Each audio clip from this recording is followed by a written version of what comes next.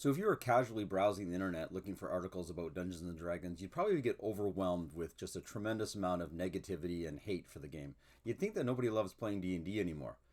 I'm pretty excited about 2024 D&D. I'm going to tell you 5 reasons why you should be excited as well.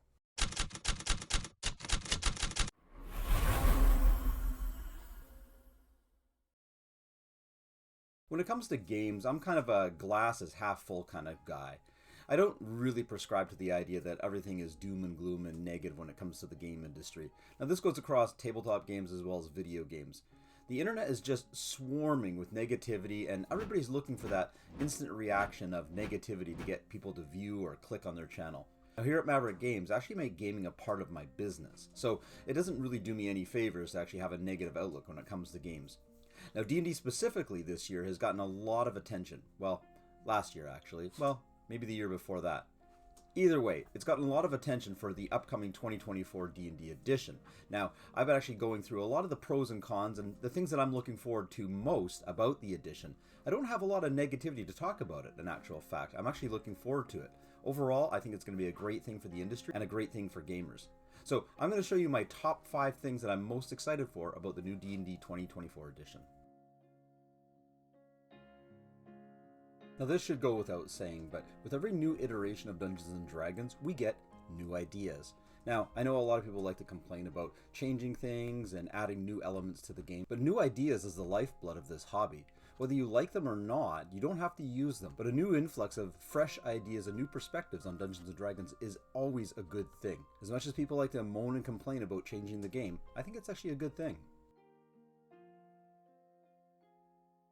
From what I can tell with the new edition, they're going to be taking backgrounds and moving them from the back of the book right to the front.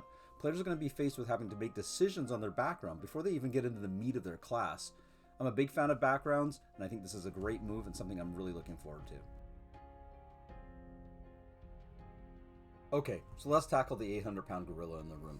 The VTT is due out this year, although they conspicuously left it off their release schedule. So it's either going to come after the Player's Handbook or around the same time. Actually, come to think of it, it's probably going to come later in the year once the Dungeon Master's Guide is out in its entirety. I hope they don't push it to 2025. Not that I'm going to be using this VTT specifically, but I'm just so curious to see how they're going to implement it and if it's going to have all the features that I need as a Dungeon Master. Now, we've already seen it, and it's just amazing to look at. And I imagine that it's going to have players just rolling around having so much fun, just like they were playing Baldur's Gate 3 all over again. But as a Dungeon Master, I want to see if it's going to allow me to spark the imagination of my players without turning D&D into kind of a video game. So chalk this one up to as something I'm looking forward to, but just a little bit cautious on how they're going to implement it and how it's actually going to affect my games at the table. Now, over the past couple of years, I've been very careful to market D&D 2024 as a backward compatible or making your 5e game not go away type edition. Now, the biggest concern that I have is that they haven't gone too far in innovation. Now, I'm actually really looking forward to the fact that we are going to get sort of a new version of the game, but will allow me to play the game in a seamless manner with my existing players without having to re-educate them and reteach them the whole thing. While this is a good thing, it also is a scary thing because I'm hoping that we don't get the books and just basically be a re-art or a re-skinned version of what we already have, just a more condensed version. I really hope that they innovate and become best in class as far as fantasy role-playing games. With lots of competition out there, you know that they're going to be gunning for it. Okay, so this next one's a little selfish. I really hope that when the D&D 2024 edition launches, that Wizard throws their marketing muscle behind it. I hope that we get a new generation of players that either haven't played the game before or maybe just left the hobby and haven't played it in a very long time. I would love to see just the surge of players coming into the hobby and being able to teach them all for the first time what an amazing game this is.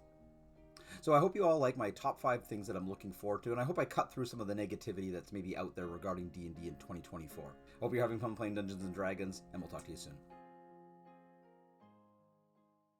Before you go, I need your help. I'm trying to grow the exposure of what we do here at Maverick Games. My goal is to actually bring information to parents and students for fun, academics, and even support of neurodivergency. Please subscribe, and make sure you click on those notifications. I don't do paid ads or sponsorships. I hope that you can find content here that's enjoyable for yourself and maybe others. Thank you very much, and thanks for tuning in.